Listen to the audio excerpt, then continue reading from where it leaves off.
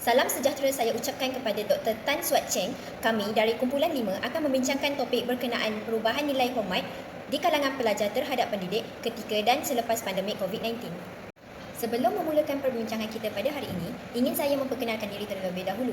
Saya Nur Hanisa daripada Audiologi, Naufal daripada Sinaran Perubatan, Naziha daripada Kejururawatan, Nadirah daripada Audiologi, Tarmini daripada Bioperubatan dan Hasanah daripada Dietetik. Perbincangan pada hari ini akan dimulakan dengan pengenalan topik dan diikuti dengan subtopik seperti perubahan mod pembelajaran ketika dan selepas pandemik, hubungan pelajar dan pendidik, masalah komunikasi, kepincangan nilai hormat pelajar terhadap pendidik, peranan dalam memupuk nilai hormat terhadap pendidik dan diakhiri dengan kesimpulan. Mari kita mulakan perbincangan kita pada hari ini dengan pengenalan topik. Apa itu hormat? Berdasarkan Kamus Dewan Bahasa dan Pustaka, hormat membawa maksud mempunyai pandangan yang tinggi terhadap seseorang dengan memberikan layanan yang penuh sopan, khidmat dan takzim. Selain itu, menurut Datuk Andrew Mohan Raj, menghormati seseorang bermakna memandang tinggi atau berasa kagum terhadap pandangan dan perasaan seseorang. Nilai hormat dalam kalangan pelajar terhadap pendidik ketika dan selepas COVID-19 berubah atas beberapa faktor seperti perubahan mod pembelajaran yang mengguna kepada perubahan hubungan antara pelajar dan pendidik. Selain itu, masalah komunikasi antara pelajar dan pendidik juga menjadi salah satu faktor kepada perubahan nilai hormat terhadap pendidik ketika dan selepas pandemik COVID-19. Di samping itu, beberapa kepincangan nilai hormat di kalangan pelajar terhadap pendidik turut dibincangkan pada hari ini. Akhir sekali, terdapat beberapa pihak yang berperanan dalam memupuk nilai hormat terhadap pendidik. Nilai hormat dalam kalangan pelajar terhadap pendidik. Assalamualaikum dan salam sejahtera. Nama saya Ahmad Nafal Haziq bin Azamuddin. Seterusnya saya akan membentangkan tentang mood pembelajaran. Dengan kehadiran wabak COVID-19, mood pembelajaran di negara kita telah berubah daripada secara bersemuka kepada secara atas talian. Inisiatif ini telah diambil oleh setiap institusi pendidikan, termasuklah institusi pendidikan pengajian tinggi, untuk mengurangkan jangkitan wabak COVID-19. Ketika pandemik, berbagai platform digital telah digunakan seperti Zoom, Webex, Telegram, Google Meet dan WhatsApp. Selepas pandemik, institusi pendidikan telah mengambil langkah untuk membuat kelas secara online ataupun secara bersemuka, yang kita lebih kenali sebagai hybrid, mengikut keadaan semasa. Dengan perubahan mood pembelajaran, terdapat juga perubahan nilai hormat pelajar terhadap pengajar ketika dan selepas pandemik COVID-19. Satu kajian telah kami lakukan untuk menilai tahap hormat pelajar terhadap pengajar berdasarkan beberapa soalan. Yang pertama, ketepatan masa menghadiri kuliah. Kedua, kehadiran ke kelas. Ketiga, tumpuan di dalam kelas. Keempat, interaksi dengan pengajar. Dan akhir sekali, kejujuran ketika peperiksaan atas talian. Secara amnya, dengan perubahan mood pembelajaran, terdapat kesan kepada nilai hormat pelajar terhadap pengajar berdasarkan soalan-soalan yang telah diajukan kepada responden. Itu sahaja daripada saya. Sekian, terima kasih. Saya Tarmini dan saya akan membincangkan tentang nilai hormat pelajar terhadap pendidik dalam aspek masalah komunikasi. Sebelum pandemik COVID-19, proses pembelajaran terutamanya berlangsung secara bersemuka, membolehkan interaksi fizikal dan komunikasi langsung antara pelajar dan pendidik. Walau bagaimanapun, dengan permulaan pandemik, pembelajaran dalam talian menjadi norma kebanyakan pelajar. Dengan ini membawa bersamanya cabaran-cabaran unik dalam domen komunikasi. Seterusnya, ketika pandemik COVID-19, 77.9% pelajar menghubungi pensyarah melalui aplikasi WhatsApp atau Telegram di luar waktu bekerja, iaitu majoritinya, manakala hanya 22.1% tidak menghubungi pensyarah. Selepas pandemik COVID-19, hanya 38.5% yang masih kerap menghubungi pensyarah melalui aplikasi WhatsApp atau Telegram, iaitu minoriti, dan 61.5% tidak menghubungi pensyarah. Dengan ini, jelaslah pelajar lebih suka membincang dengan pensyarah bersemuka untuk lebih memahami pembelajaran berbanding secara atas talian. Dengan kemodenan teknologi, pelajar masih boleh menghubungi pensyarah secara atas talian untuk mendapatkan kepastian yang segera. Dalam konteks ini, antara cabaran komunikasi sebelum pandemik COVID-19 melanda negara ialah proses pembelajaran melibatkan interaksi bersemuka dan suasana kelas tradisional. Komunikasi non-verbal seperti ekspresi wajah dan bahasa badan menjadi pilar utama dalam menyampaikan maklumat. Walau bagaimanapun, wujudnya keterbatasan dalam mengaplikasikan teknologi dan kebergantungan sepenuhnya pada interaksi bersemuka telah membawa beberapa cabaran dalam pembelajaran seperti maklumat pengetahuan yang terhad. Dari kacamata yang lain, pelajar juga menghadapi beberapa cabaran komunikasi selepas COVID-19. Buktinya, pasca pandemik COVID-19 menyebabkan perubahan mendalam dengan pengenalan pembelajaran dalam talian sebagai norma. Keterbatasan interaksi fizikal mencipta cabaran dalam menyampaikan maklumat dengan efektif, terutamanya apabila pelaju terlalu bergantung kepada platform digital. Kekeliruan mesej dan isu keterlambatan respon menjadi lebih ketara. Komunikasi dengan mesej yang tidak difahami dengan jelas pastinya akan mengganggu kelancaran pengajaran dan pembelajaran. Seterusnya, komunikasi strategi bermaksud mencapai potensi dalam 4 bidang, iaitu pertama, pengetahuan mengenai situasi. Hal ini dapat meningkatkan keberkesanan komunikasi jika mengetahui apa yang sesuai dan maklumat yang diharapkan dalam satu-satu situasi. Kedua, aktiviti komunikasi berjaya dilaksanakan jika menentangkan maklumat yang jelas. Ketiga, merancang komunikasi secara berstrategi, iaitu perlu memilih beberapa faktor seperti jenis mesej, jenis saluran, teknik penghantaran dan keperluan organisasi. Keempat, pengurusan emosi seperti mengawal kebimbangan dan salah guna perkataan. Assalamualaikum warahmatullahi wabarakatuh. Nama saya Nur Nadia binti Azharuddin, pelajar audiologi tahun 2. Hari ini saya akan membentangkan tentang peranan dalam memupuk nilai hormat terhadap pendidik. Seperti yang kita tahu, pelbagai pihak memainkan peranan yang berbeza-beza dalam memupuk nilai hormat terhadap pendidik. Di sini saya senaraikan 4 pihak yang memberi peranan utama dalam memupuk nilai hormat terhadap pendidik. Yang pertama, peranan pendidik itu sendiri. Yang kedua, peranan institusi pengajian. Yang ketiga, peranan ibu bapa. Dan yang akhir sekali, peranan pelajar. Di sini saya akan menerangkan dengan lebih lanjut tentang peranan pendidik. Peranan pendidik. Pendidik mempunyai kuasa besar untuk membentuk sikap dan perilaku pelajar terhadap kerja mereka sendiri dan guru lain. Berikut adalah beberapa peranan penting yang dimainkan oleh guru dalam memupuk rasa hormat terhadap pendidik. Antaranya, menjadi teladan utama. Guru harus menjadi contoh yang baik kepada pelajar mereka. Sikap, tingkah laku dan cara pendidik berkomunikasi akan memberi contoh kepada siswa tentang cara menghormati dan berinteraksi dengan guru mereka. Yang kedua, membangunkan hubungan positif. Guru harus berusaha untuk membina hubungan yang baik dengan pelajar mereka. Langkah pertama untuk mendapatkan penghormatan pelajar ialah mendengar dengan empati, memberikan perhatian dan menunjukkan perhatian. Yang ketiga ialah dengan memberi sokongan dan bimbingan. Guru harus memberikan bimbingan yang berkesan kepada pelajar mereka dalam akademik dan perkembangan pribadi. Pendidik juga boleh membantu pelajar mereka. Pendidik boleh membantu mewujudkan lingkungan pembelajaran yang penuh hormat dan saling menghargai antara sesama pendidik dan pelajar dengan memainkan peranan ini secara konsisten dan secara profesional. Hal ini akan membantu membina komuniti belajar yang positif dan berjaya.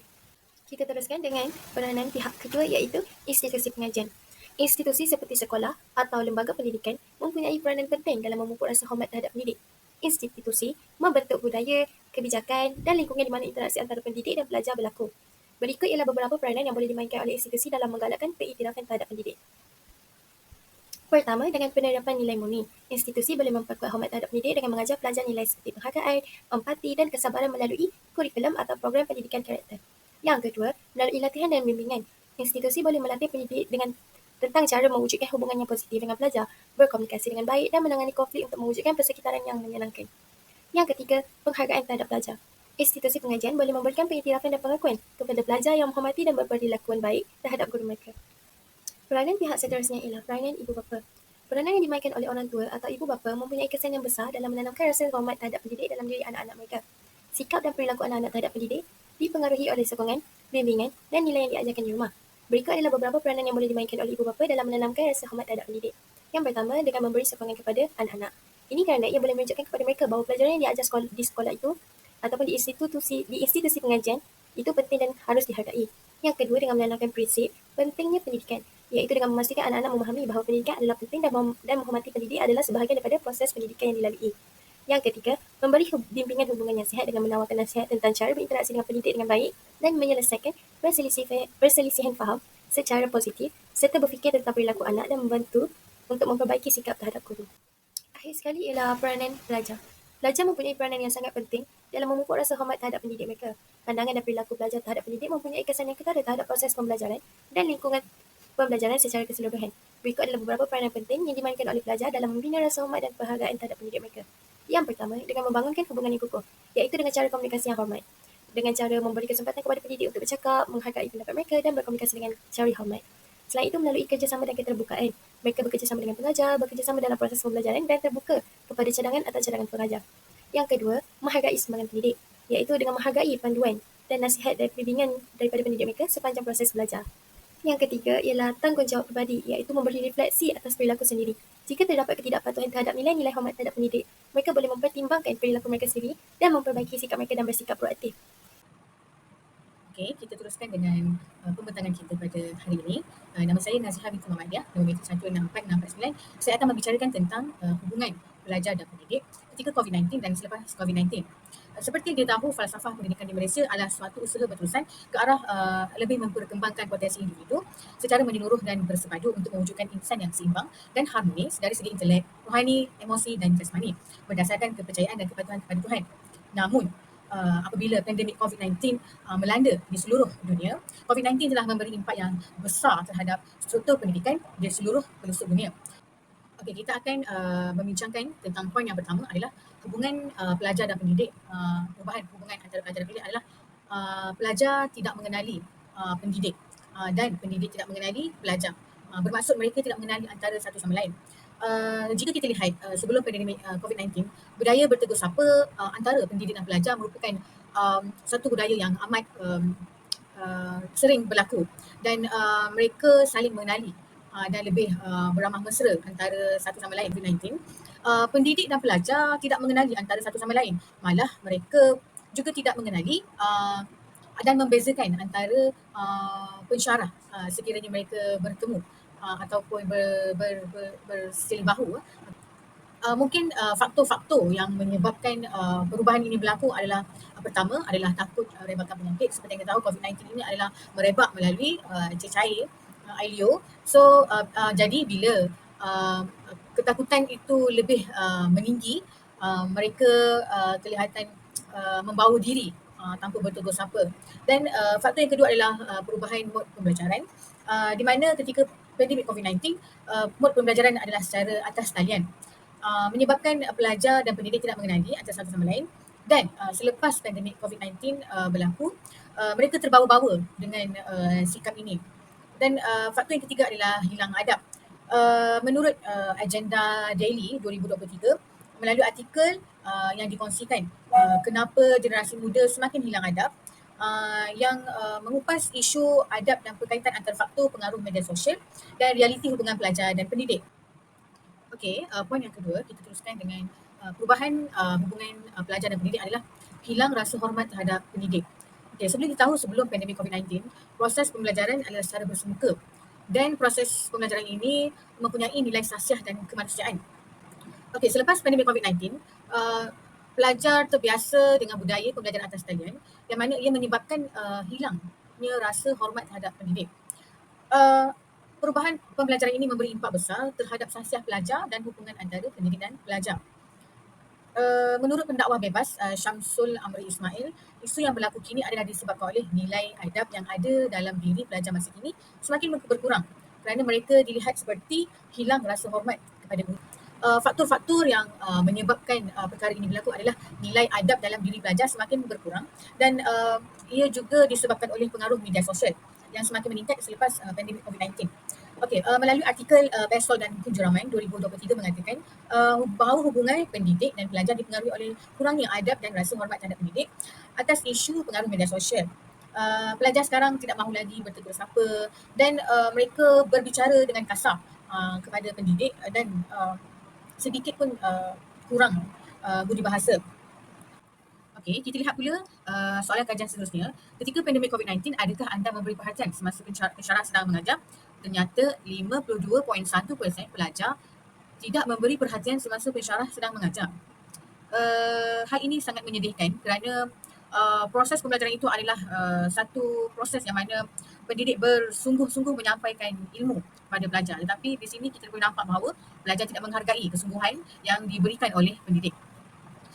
Manakala selepas pandemik COVID-19, adakah anda memberi perhatian semasa pensyarah sedang mengajar tanpa bermain permainan atas talian?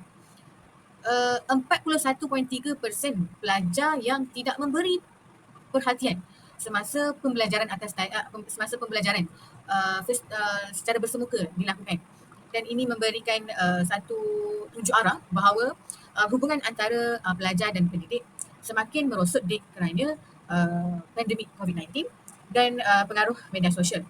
Justru pandemik COVID-19 memberi impak yang sangat besar dalam sistem pendidikan serta hubungan antara pendidik dan pelajar. Kemesraan dan hormat antara pelajar dan pendidik semakin berkurang di perubahan sistem pembelajaran dan pengaruh media sosial. Salam sejahtera, nama saya Hasanah binti Syahrom dan akan mengulaskan tentang kepincangan nilai hormat pelajar terhadap pendidik. Kepincangan nilai hormat terhadap pendidik merujuk kepada ketidaksempurnaan atau kekurangan dalam amalan nilai hormat terhadap pendidik iaitu pensyarah. Mengikut penilaian yang kami buat, masih ada pelajar yang tidak hadir dengan tepat pada masanya semasa pembelajaran dalam talian, iaitu sebanyak 26.2%. Peratusan ini tidak sepatutnya ada langsung dalam diri seorang pelajar universiti. Sebaliknya, mereka seharusnya menunggu pensyarah 5 minit lebih awal untuk menunjukkan mereka bersedia untuk menuntut ilmu. Namun, perkara ini berlaku akibat daripada kurangnya kesedaran tentang nilai hormat terhadap pensyarah yang sedang menjalankan sesi pembelajaran. Pelajar perlu sedar akan impak negatif yang dibawa daripada tindakan tersebut yang boleh merosakkan hubungan bersama yang positif antara pelajar dan pensyarah. Dan sekiranya pelajar melakukan kecuaian, seharusnya mereka meminta maaf kepada pensyarah tersebut. Untuk penilaian yang lain, 21.3% pelajar tidak menandatangani kehadiran sepenuhnya semasa pandemik dan lebih teruk lagi, peratusan ini meningkat kepada 23.8% selepas pandemik berakhir. Sifat ini menunjukkan ketidakpedulian terhadap tanggungjawabnya sebagai pelajar.